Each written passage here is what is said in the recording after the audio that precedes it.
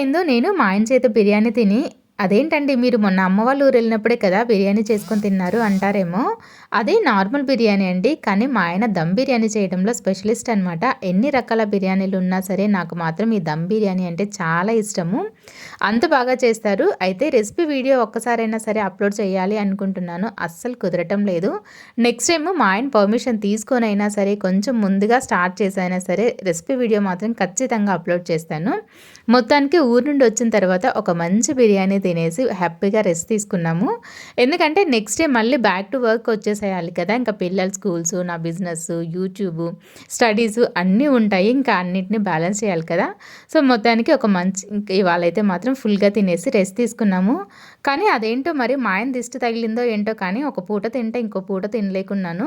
ఇదే మాట ఆయనతో అంటే, "ఇంత ఇష్టంగా కష్టపడి నీ కోసం నీ హెల్ప్ లేకుండా చేస్తే అలా అంటావేంటే" అన్నారు.